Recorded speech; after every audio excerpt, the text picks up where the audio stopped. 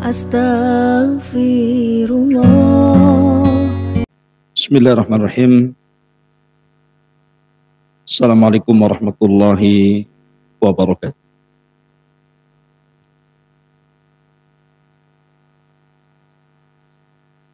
Alhamdulillah wassalatu wassalamu ala Rasulillah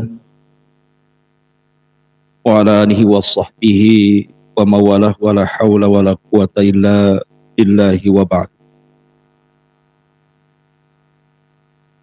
Alhamdulillah, di subuh kali ini Allah subhanahu wa ta'ala masih bisa mengumpulkan kita di Masjid Nidaul Ilmi sebagaimana Allah subhanahu wa ta'ala kumpulkan di masjid ini. Allah subhanahu wa ta'ala juga mengumpulkan kita di surganya kelak, amin ya rabbal alamin.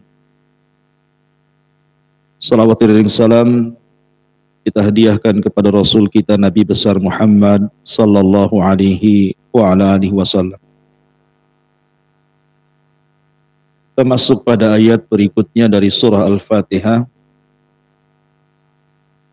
Iyyaka na'bud wa iyyaka nasta'in.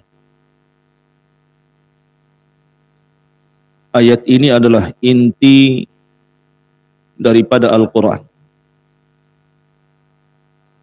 Bahkan ayat ini inti dari seluruh kitab-kitab langit yang diturunkan. Ketika Allah subhanahu wa ta'ala menurunkan kitab-kitabnya yang berjumlah 104 kitab,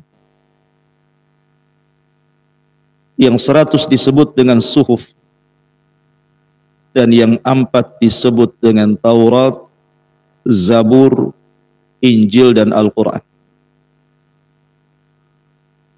Yang 100 suhuf digabungkan dalam sebuah kitab yang disebut dengan Taurat. Kemudian yang 100 suhuf dan Taurat digabungkan dalam kitab Injil. Dan yang 100 kitab Injil, bahkan Zabur dan Taurat, disatukan oleh Allah subhanahu wa ta'ala di dalam kitab yang kita kenal dengan Al-Quran. Kemudian Al-Quran digabungkan dalam satu surat yang disebut dengan suratul Fatihah. Dan surah Al-Fatihah itu digabungkan dalam satu inti, Iyyaka na'bud wa iyyaka nasta'in. Jadi ayat ini ayat yang agung, karena terkandung seluruh kitab-kitab langit, mulai daripada suhuf, kemudian Taurat, kemudian Zabur, kemudian Injil, kemudian Al-Quran, tergabung dalam ayat Iyyaka na'bud wa iyyaka nasta'in. Ayat yang sangat mulia. Allah subhanahu wa ta'ala letakkan kalimat Iyyaka na'bud wa iyyaka nasta'in di pertengahan surah Al-Fatihah. Sebelumnya 3 ayat dan setelahnya juga 3 ayat. Alhamdulillahi rabbil alamin, Ar-Rahmanir Rahim, Maliki yaumiddin. 3 ayat. Kemudian Iyyaka na'bud wa iyyaka nasta'in. Ihdinas siratal mustaqim, siratal ladzina an'amta 'alaihim ghairil maghdubi 'alaihim waladdallin. Makanya Al-Fatihah itu disebut sab'ul mathani, 7 ayat. Pertengahannya Iyyaka na'bud wa iyyaka nasta'in.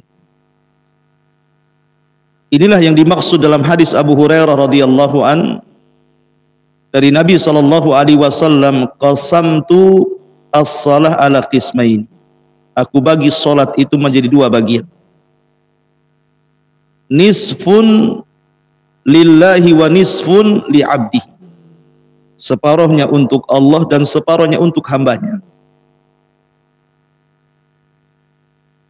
Ketika Allah subhanahu wa ta'ala mengatakan Iyyaka na'bud, berarti di sini bagian untuk Allah.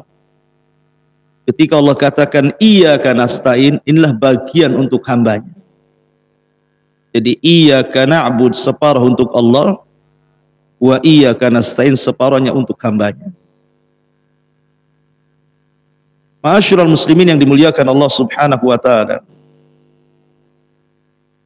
Bicara tentang iyyaka na'budu wa iyyaka nasta'in, banyak faedah yang bisa kita petik. Makanya Imam Ibnul Qayyim sampai mengarang berjilid-jilid kitab hanya membahas iyyaka na'budu wa iyyaka nasta'in.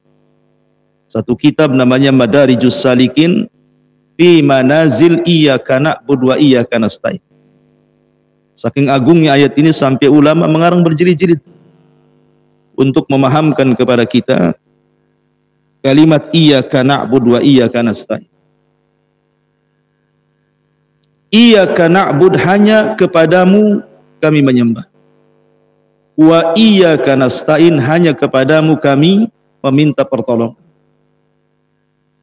Makanya ketika kita membaca surah Al-Fatihah di dalam salat kita, setiap ayat itu ada jawabannya. Ketika kita katakan alhamdulillahi rabbil alamin, maka Allah jawab hamidani abdi. Ketika kita katakan ar-Rahman ar-Rahim, Allah jawab asna alayya abdi. Ketika kita katakan maliki yaumiddin atau maliki yaumiddin, bisa dibaca mimnya panjang, bisa dipendekkan mimnya, dua qiraah. Maka Allah Subhanahu wa taala katakan majjadani abdi. Tapi ketika Allah Subhanahu wa taala ketika kita katakan iyyaka na'budu wa iyyaka nasta'in, jawabannya berbeda. Dia mengatakan hadza baini wa baina abdi wa li abdi ma sa'al. Perhatikan artinya. Ketika kita katakan alhamdulillahi rabbil alamin, segala puja dan puji hanya milik Allah, Rabb, penguasa alam semesta. Apa jawaban Allah? Hamidani abdi, hambaku sedang memujiku.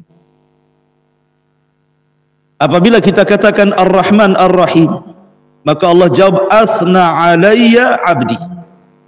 Lebih khusus lagi, hambaku sedang mengagung-agungkan diriku.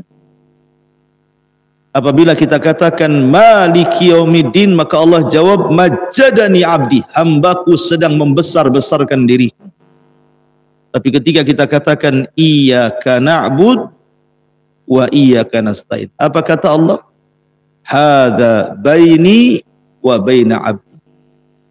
Sesungguhnya ia sedang membagi antara diriku dan dirinya. Maka setiap permintaan hamba pasti kukabulkan. Makanya setelahnya ihdinas siratal mustaqim. Kita meminta kepada Allah hidayah.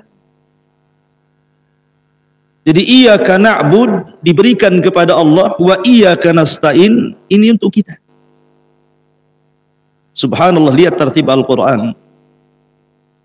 Sebelum Allah Subhanahu wa taala mengatakan iyyaka na'bud, Allah sebelumnya memulai dengan 3 kalimat yang menunjukkan kepada ilmu tentang Allah. Ilmu tentang Allah.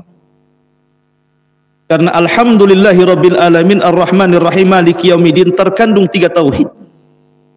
Tauhid rububiyah, tauhid uluhiyah, tauhid asma dan sifat. Dan ketika kita bicara tauhid, artinya bicara tentang ilmu, tentang pengetahuan. Siapa Rabb kita? Setelah kita diajarkan pengetahuan tentang siapa Rabb kita, baru kita dituntut untuk beribadah kepada Rabb yang sudah kita ketahui. Dari sini tauhid terbagi menjadi 2, tauhidul ilmi wal ma'rifati wa tauhidil qasdi wat talabi. Pertama tauhid yang berkenaan dengan ilmu dan pengetahuan, dan itu 2, rububiyah dan asma wa sifat. Baru bicara tentang tauhid al-qasdi wat talab. Tauhidul amal namanya. Tauhid yang bicara tentang ibadah. Dan dari sini menunjukkan takdimul ilmi alal amal namanya. Mendahulukan ilmu dibandingkan amal. Makanya kenapa Allah Subhanahu wa taala mengatakan dalam Al-Qur'an wa'lam annahu la ilaha illallah. wastaghfir li dzambik. Ketahuilah, ilmui bahwa di sana tidak ada sesembahan yang berhak disembah kecuali Allah. Kemudian beristighfarlah engkau. Di sini Allah dahulukan ilmu baru amal. Makanya Imam Bukhari membuat satu bab dalam sahihnya, babul ilmi qabla al-qauli wal amal. Bab berilmu dulu, kemudian berkata-kata dan beramal. Ma'asyiral muslimin yang dimuliakan Allah Azza wa Jalla, tidak mungkin seseorang menyembah Allah Subhanahu wa taala dan mengatakan hanya kepadamu ya Rabb aku menyembah, dan hanya kepadamu ya Rabb aku meminta pertolongan, kalau sebelumnya tidak memahami kalimat ayat yang 3. Maksudnya gimana? Alhamdulillahi Rabbil Alamin terkandung di dalamnya al-mahabbah, kecintaan kepada Allah. Karena memuji itu karena cinta. Antum memuji, orang benci tidak mungkin antum puji kan? Memuji itu karena cinta. Ketika kita katakan alhamdulillah segala pujaan dan pujian hanya kepada Allah. Kenapa kita memuji Allah? Karena kita cinta dengan Allah. Orang yang tidak cinta dengan Allah mustahil mengatakan iyyaka na'bud wa iyyaka nasta'in. Bagaimana dia akan menyembah Allah sementara di sana ada zat selain Allah yang ia cintai? Kemudian Ar-Rahman Ar-Rahim melahirkan raja harapan. Karena sebesar apapun dosa, kalau seseorang kemudian datang kepada Allah meminta ampun, Allah itu Rahman, Allah itu Rahim. Ada harapan. Kalau seandainya seseorang mengharap kepada selain Allah Subhanahu wa taala, mungkinkah dia mengatakan iyyaka na'bud, hanya kepadamu kami menyembah? Mustahil. Karena kalimat iyyaka na'bud itu kalimat ikhlas. Tidak boleh menyelewengkan harapan kecuali kepada Allah. Kemudian Maliki Yaumiddin terkandung padanya al-khauf, rasa takut. Karena Allah lah penguasa alam semesta. Kita tidak bisa apa-apa. Dia bisa mengadab sekehendaknya. Dia bisa menghancurkan sekehendaknya karena dia Maliki Yaumiddin. Maka terakhir sifat takut. Kalau seandainya seseorang takut kepada selain Allah Subhanahu wa taala, mungkinkah dia mengatakan iyyaka na'bud? Mustahil. Karena takut tidak boleh diberikan kecuali kepada Allah Subhanahu wa ta'ala. Itulah tatib Al-Quran yang sangat indah. Didahulukan dengan mahabbah, dengan raja, dengan cinta, baru Allah katakan iyyaka na'bud wa iyyaka nasta'in. Kalau anda betul-betul mencintai Allah, kalau anda betul-betul mengharap kepada Allah, kalau anda betul-betul takut kepada Allah, maka anda bisa beribadah kepada Allah Azza wa Jalla. Ma'asyiral muslimin yang dimuliakan Allah Azza wa Jalla, iyyaka na'bud wa iyyaka nasta'in. Kalimat iyyaka na'bud wa iyyaka nasta'in terdapat obat bagi kita selaku hamba Allah Azza wa Jalla. Obat dari dua penyakit yang sangat bahaya. Kalimat iyyaka na'bud mengobati penyakit riya, syirik, dan menyekutukan kepada selain Allah Azza wa Jalla. Karena ketika kita mengikhlaskan ibadah hanya kepada Allah, berarti tidak ada selain Allah yang kita sembah. Kemudian iyyaka nasta'in mengobati penyakit al-kibar, kesombongan. Oh, kita masih butuh Allah. Kita tidak boleh sombong. Kita masih mengharap kepada Allah, kita masih butuh Allah. Sehingga ketika sifat riya dan kibar itu hilang dengan kalimat iyyaka na'bud wa iyyaka nasta'in, berarti kita mudah beribadah kepada Allah. Karena yang menghalangi ibadah itu riya dan sombong. Kemudian juga bisa menghilangkan yang pertama penyakit syubhat. Ketika kita katakan iyyaka na'bud, maka kita sedang mengobati penyakit syubhat. Dan iyyaka nasta'in berarti kita sedang mengobati penyakit syahwat. Dan dua penyakit ini bahaya. Satu dari syaitan dan satu dari jiwa kita sendiri. Syubhat datang dari syaitan. Dan cara melawan syaitan hanya dengan ibadah. Kalau anda membaca Quran, setan lari. Kalau anda berzikir, setan lari. Kalau anda salat, setan benci. Hanya dengan ibadah kita bisa mengusir syaitan. Kemudian syahwat yang datang dari jiwa, syahwat tidak ada kaitan dengan syaitan. Dan Allah yang mengatakan wa innan nafsala ammaratun bisu. Sesungguhnya jiwa itu selalu merintahkan keburukan. Seandainya seseorang tidak digoda syaitan pun, orang bisa sesat dengan hawa nafsunya. Inilah yang melahirkan penyakit syahwat. Keinginan untuk berzina, keinginan untuk minum khamar, keinginan untuk membunuh, keinginan begitu seterusnya. Syahwat. Ingin dunia, ingin kesenangan, itu syahwat artinya. Dan ini merusak akhlak. Kalau syubhat merusak agama. Nah, kalimat iyyaka nasta'in, kita meminta pertolongan kepada Allah agar hati kita ini istiqamah, agar hati kita tidak merubah, tidak mudah berubah gitu ya, sehingga kita mudah mengikuti hawa nafsu. Dan hanya dengan pertolongan Allah hati kita akan istiqamah. Ya muqallibal qulub, tsabbit qalbi ala ta'atik. Zat yang membolak-balikan hati, tetapkan hatiku di atas ketaatan kepada. Ma'asyiral muslimin yang dimuliakan Allah Subhanahu wa taala. Iyyaka na'bud wa iyyaka nasta'in. Allah Subhanahu wa taala mendahulukan ghayah dibandingkan wasilah. Ghayah itu tujuan. Wasilah itu perantara. Iyyaka na'bud ini ghayah namanya. Tujuan diciptakan kita untuk apa? Ibadah. Wa ma khalaqtul jinna wal insa illa liya'budun. Ini tujuan kita diciptakan. Bahkan bukan tujuan kita saja diciptakan, semua alam semesta, mulai dari langit, bumi, alam semesta, galaksi-galaksinya, termasuk malaikat, jin dan manusia, termasuk juga binatang-binatangnya. Semua tujuannya hanya untuk beribadah kepada Allah Azza wa Jalla. Wa im min kulli syai'in illa yusabbihuna bihamdihi walakin la tafqahuna tasbihahum. Sungguhnya segala sesuatu yang diciptakan Allah Azza wa Jalla semua bertasbih, beribadah kepada Allah dengan memuji Allah Subhanahu wa taala. Wa iyyaka nasta'in baru cerita tentang wasilah, perantara. Karena tidak mungkin Anda datang kemari kecuali karena pertolongan Allah. Bisa Anda datang ke Masjidul Ilmi kalau tidak ada pertolongan Allah? Tidak bisa. Betapa banyak orang yang sehat, punya waktu luang, tidak bisa datang kemari. Hanya untuk mengaji. Padahal dia punya kesehatan. Dia punya waktu luang.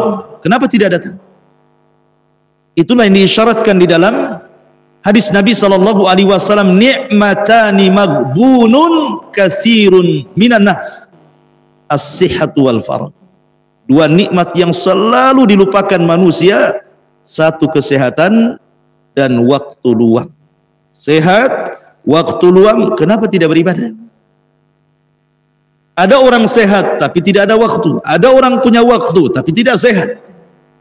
Tapi ada yang diberikan dua-duanya tidak juga beribadah.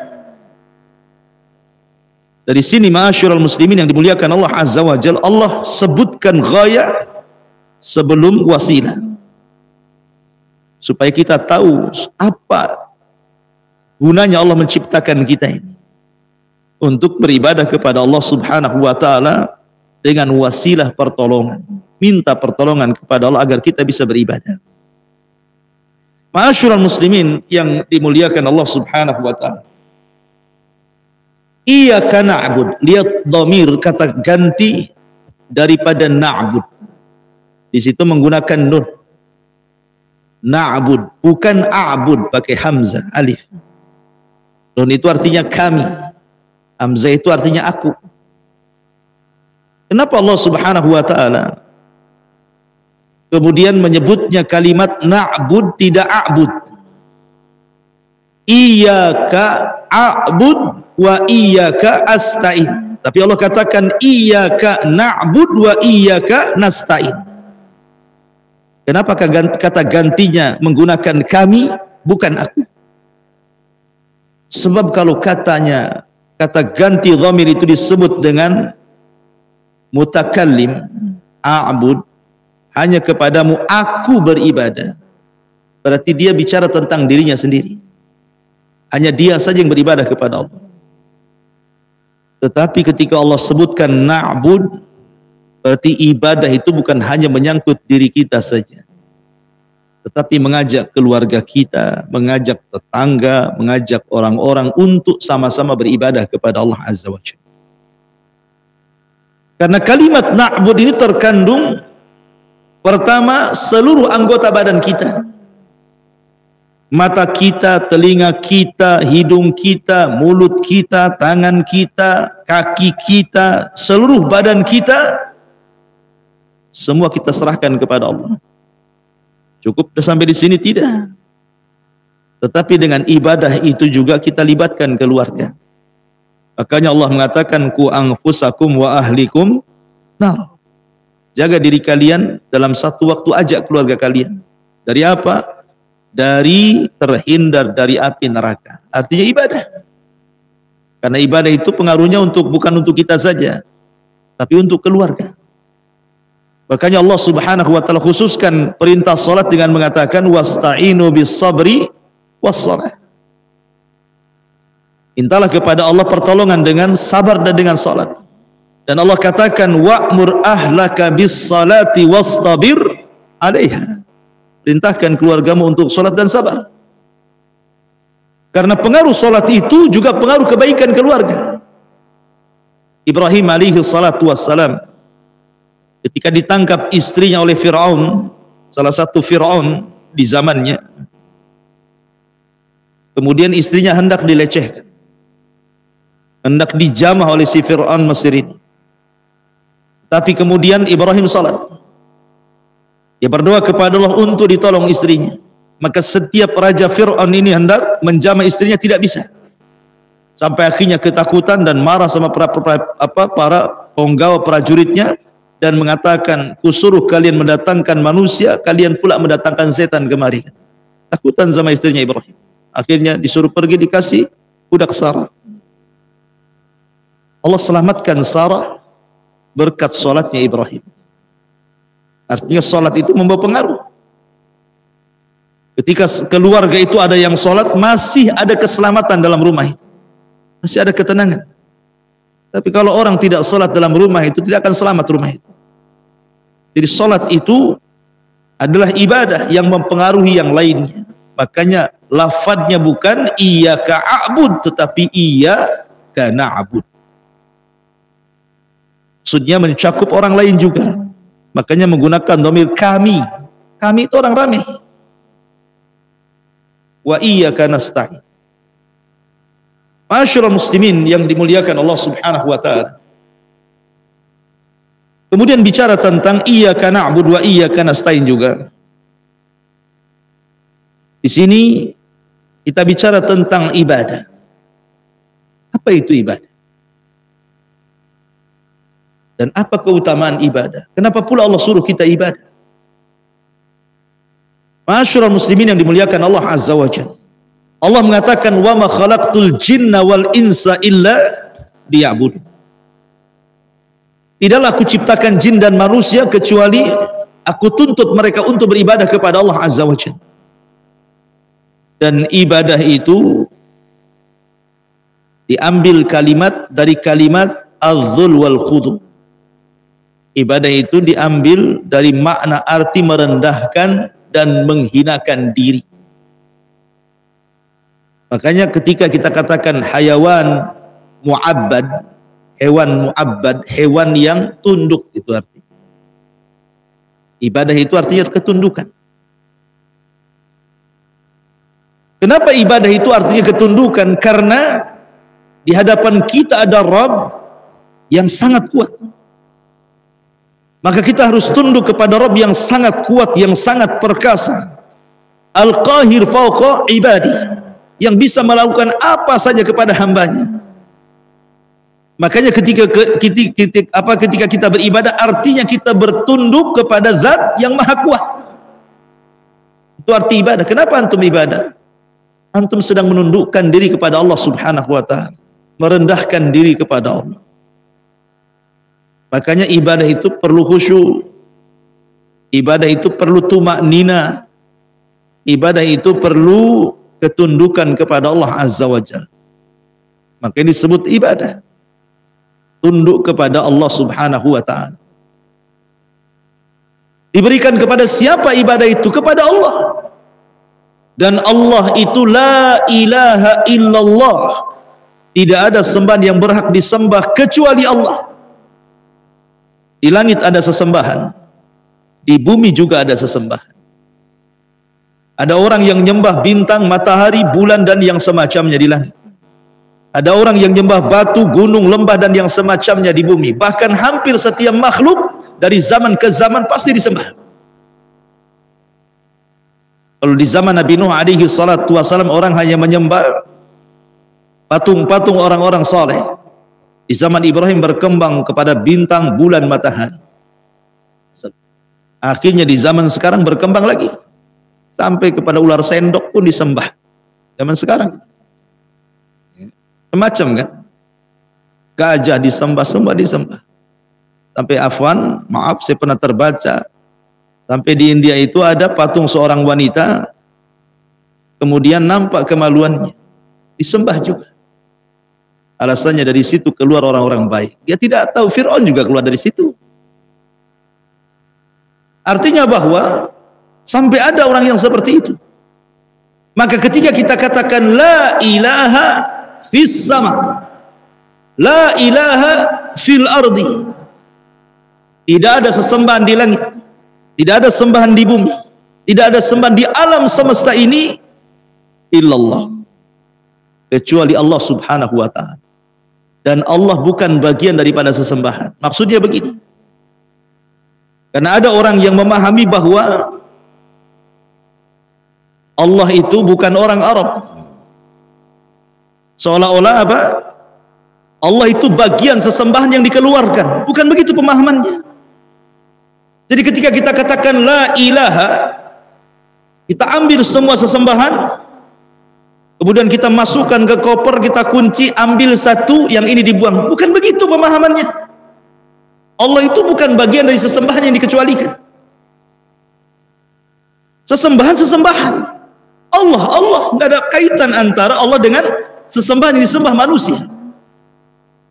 Kalimat pengecualian la ilaha illallah, kalau saya sederhanakan biar antum paham, bukan berarti kita comot semua Tuhan yang disembah selain Allah, ya mataharinya, ya bulannya, ya patungnya, kemudian setelah itu kita ambil, ini buang, ini tetapkan. Bukan begitu. Allah berbeda dengan ma'bud, sesembahan-sesembahan yang disembah selain daripada Allah. Dia bukan bagian daripada itu. Dia tersendiri.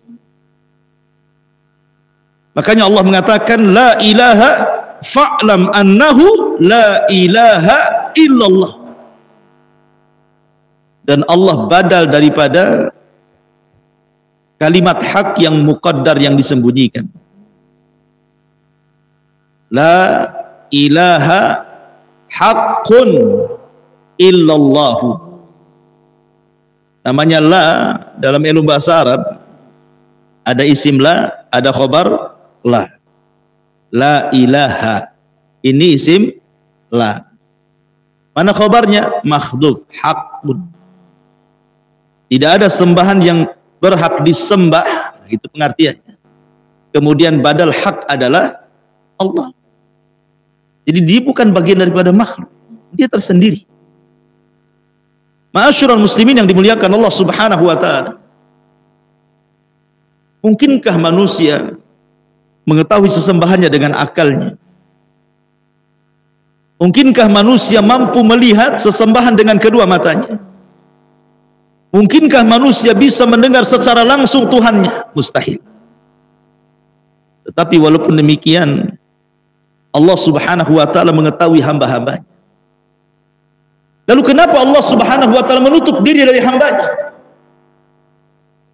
Allah menutup diri dari hambanya sehingga hamba tidak bisa mendengar langsung, tidak bisa melihat langsung, tidak bisa membayangkan secara langsung, karena rahmat, kasih sayang Allah Subhanahu wa ta'ala kepada kita. Sebab kalau seandainya Allah Subhanahu wa ta'ala buka tabirnya, di mana hijabuhun nur, dalam riwayat hijabuhun nar,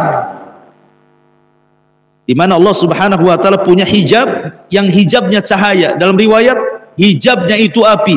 Kalau seandainya hijab itu tersingkap, la akhraqat ma bainas samawati wal ard, akan terbakar langit dan bumi. Ketika Allah hijabi dirinya dengan cahaya, ini bentuk rahmat. Coba bayangkan kalau hijab itu terbuka, habis kita.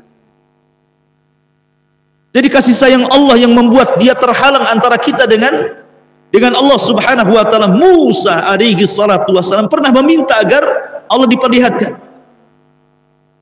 Tapi apa jawaban Allah? Lan tarani, tidak bisa melihat. Kemudian Allah mengatakan, walakin dur ilal jabal, lihat gunung Saina yang penuh dengan batu yang kokoh itu.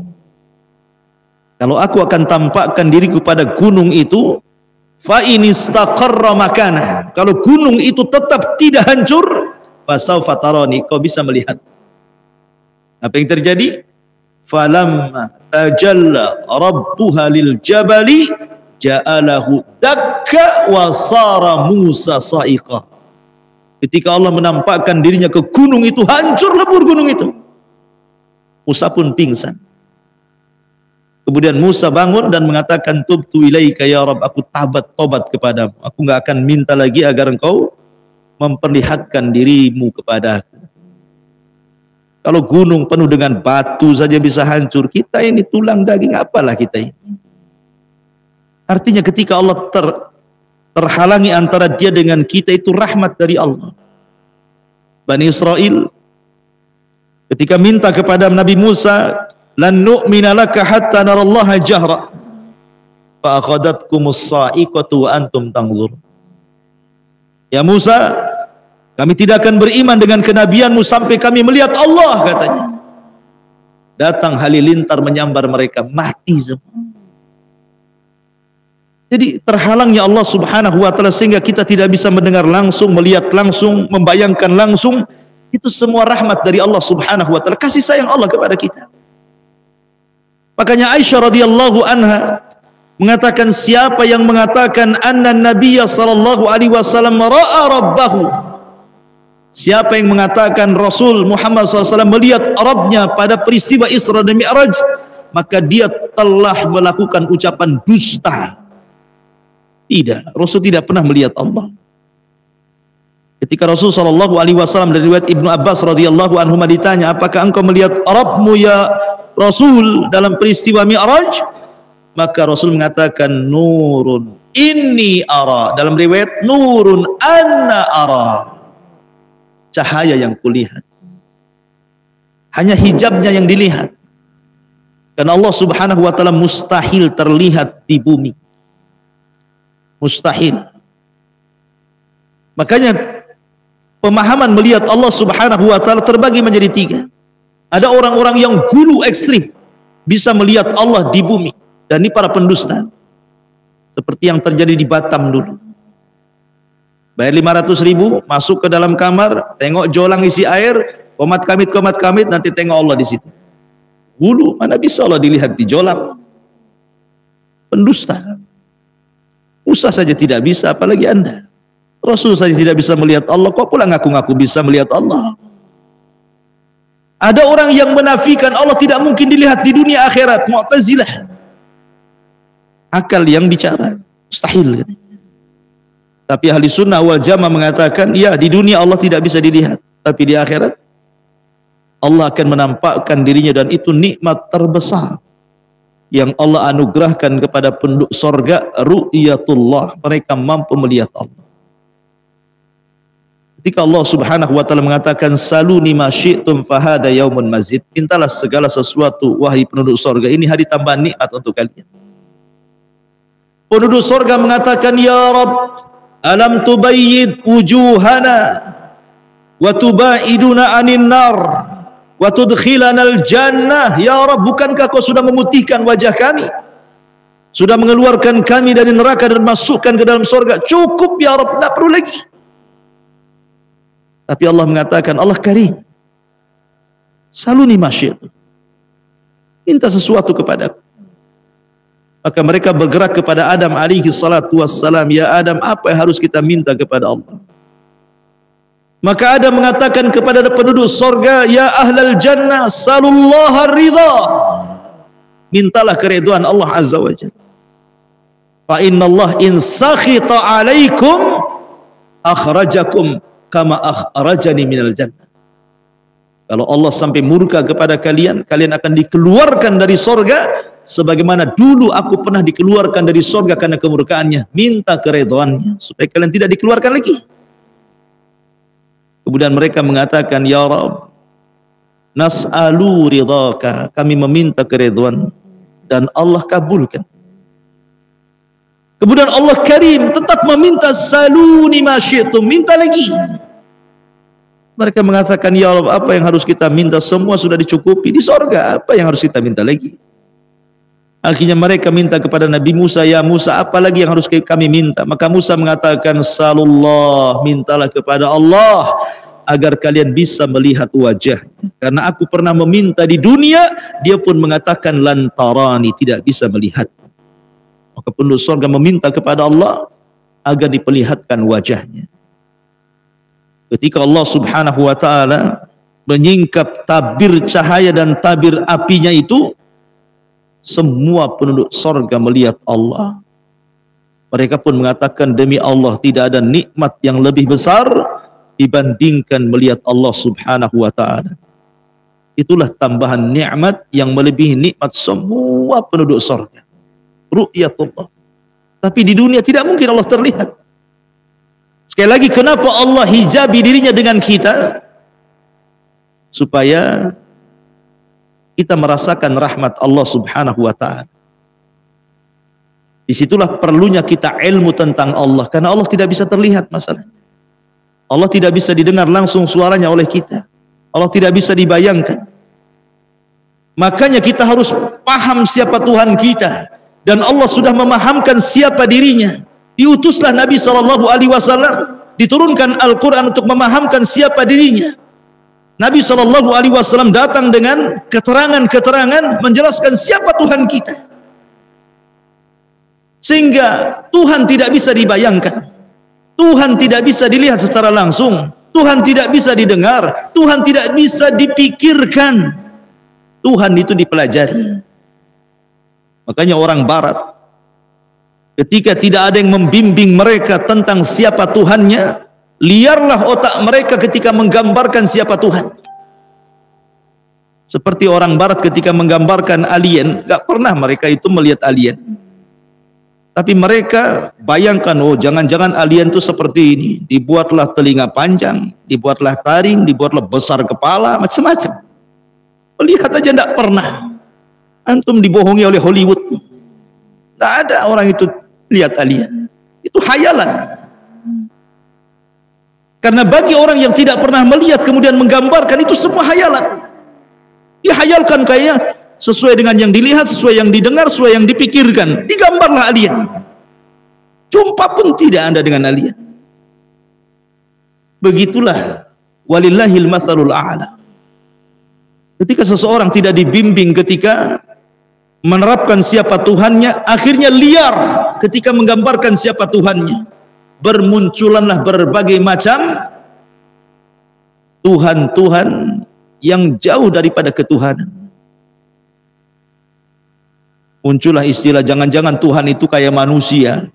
Dibuatlah Tuhan manusia. Jangan-jangan bukan hanya manusia, tangannya banyak. Dibuatlah Tuhan tangan banyak. Jangan-jangan Tuhan itu ada belalainya. Dibuatlah Tuhan gajah. Begitu ya? Karena terlampau liar otaknya. Oh bukan, Tuhan itu bukan manusia, Tuhan itu binatang. Dibuatlah ular sendok tadi, dibuatlah patung gajah, dibuatlah patung ini, patung itu. Yang lain mengatakan tidak, dia bukan binatang, bukan manusia.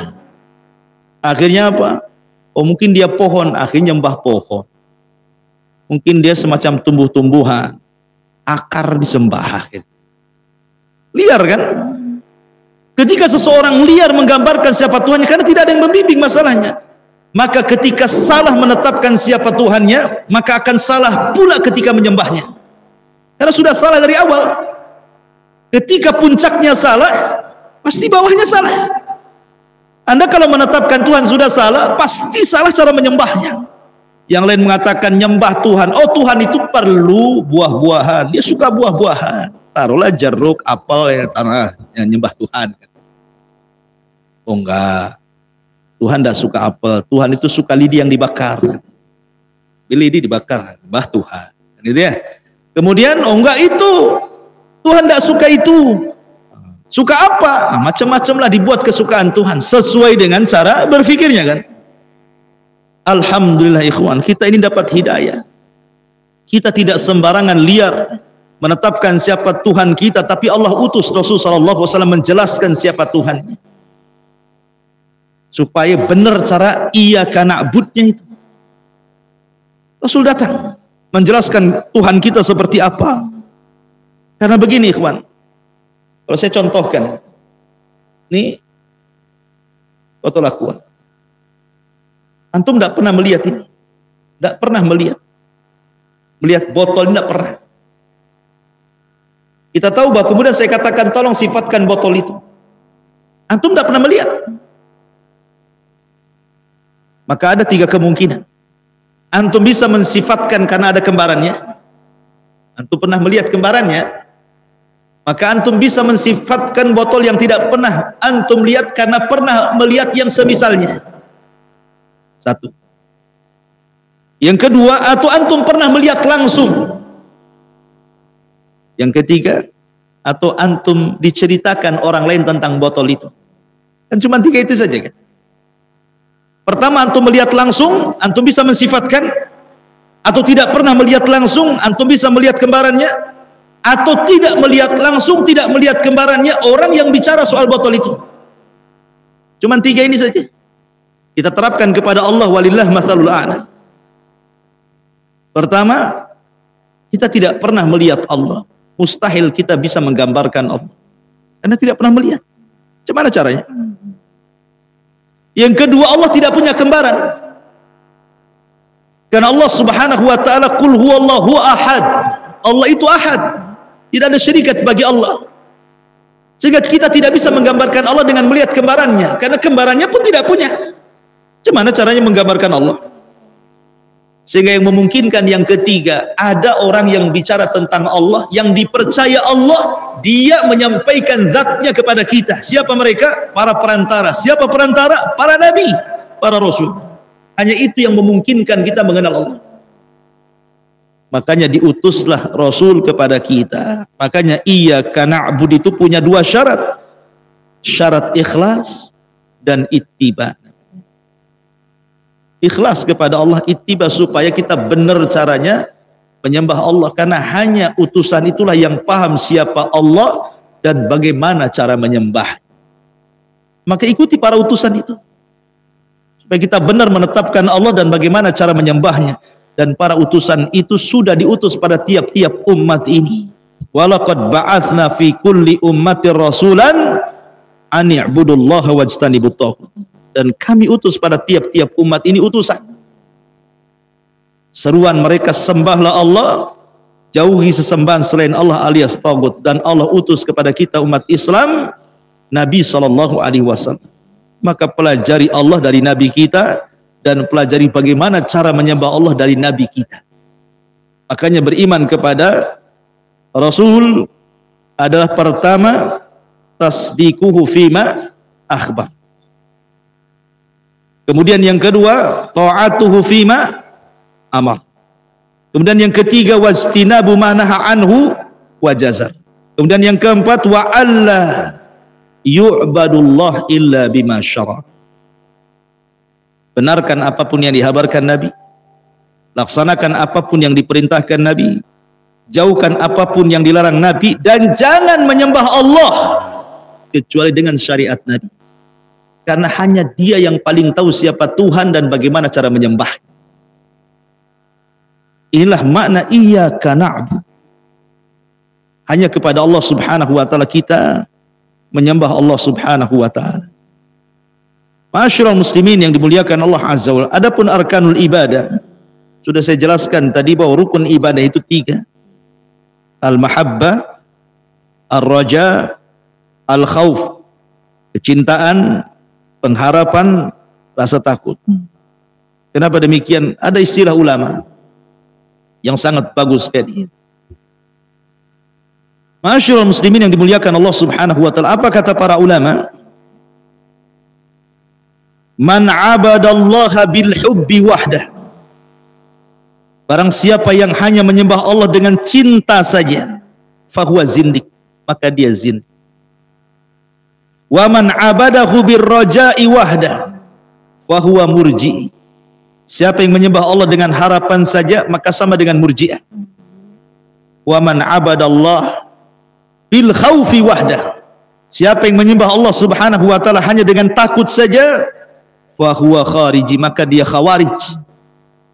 Wa man 'abadallah bil khaufi wal hubbi war raja fahuwa mu'minun muwahhid, maka dia seorang mukmin yang mentauhidkan Allah.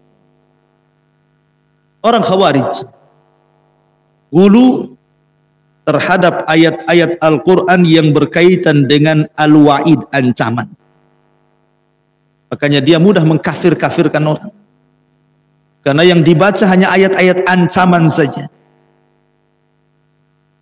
Ketika Allah Subhanahu wa taala mengatakan wa man qatala mu'minan muta'ammidan fajaza'uhu jahannam khalidan fiha, siapa yang membunuh seorang mukmin secara sengaja,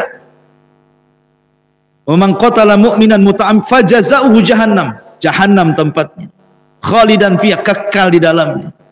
Hanya itu yang dibaca, ayat-ayat wa'id, ancaman saja. Makanya kemudian akhirnya dia ekstrim, mudah mengkafirkan orang. Ketika melanggar sedikit saja, kafir neraka, kafir neraka, kafir neraka. Itulah khawarij. Makanya manhaj mereka disebut manhaj takfir. Udah mengkafir-kafir karena hulu terhadap ayat-ayat ancaman saja. Kenapa? Karena hanya beribadah dengan takut saja.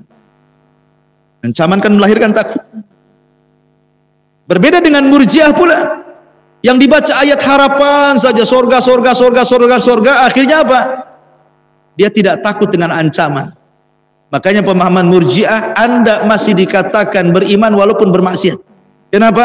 Ada harapan ampunan, ampunan, ampunan, ampunan. Oh, rahmat Allah luas, tenang, tenang, tenang. Maksiat tidak masalah. Lain pula dia, terbalik dia. Kenapa? Hulu ekstrim terhadap harapan. Jadilah murjiah dia. Lain pula dengan khawarij, lain pula dengan murjiah. Ada juga zindik. Orang-orang al-hub, orang-orang yang mencintai Allah hanya dengan cinta saja. Saya tidak pantas masuk surga, tapi saya juga takut masuk neraka. Jadi kamu beribadah apa? Saya cinta, yang penting saya ibadah dengan al-hub, dengan hub, dengan hub saja. Nabi al-hub wal khauf wal raja digabungkan jadi satu, dan itu isi Al-Quran. Alhamdulillahi rabbil alamin. Al-hub, ar-rahman, ar-rahim, ar-raja, maliki yaumiddin, khauf, iyyaka na'budu wa iyyaka nasta'in. Baru dengan 3 perkara itu kita beribadah kepada Allah Azza wa Jalla. Oleh karena itulah ma'asyiral muslimin yang dimuliakan Allah Azza wa Jalla, ayat iyyaka na'budu ini kalau kita mau kupas sebagaimana keterangan Imam Ibnul Qayyim dalam kitabnya Madarijus Salikin fi manazil iyyaka na'budu wa iyyaka nasta'in, banyak keajaiban-keajaiban yang kita bisa petik dalam kalimat iyyaka na'budu wa iyyaka nasta'in. Tapi masalahnya juga kalau kita hanya bicara iyyaka na'budu, ya kapan selesai Al-Fatihah ya? Kali pertemuan 1 ayat saja. Ya, kita jelaskan secara global. Kalau secara rinci membahas iyyaka na'budu dan mengambil kitab Ibnul Qayyim saja nggak selesai-selesai, berbulan-bulan. Berjilid-jilid masalah kitabnya. Hanya menjelaskan iyyaka na'budu wa iyyaka nasta'in. Wallahu a'lam. Sudah syuruk. Subhanaka bihamdika asyhadu an la ilaha illa anta astaghfiruka wa atubu ilaik. Allahu taala alam. Assalamualaikum warahmatullahi wabarakatuh.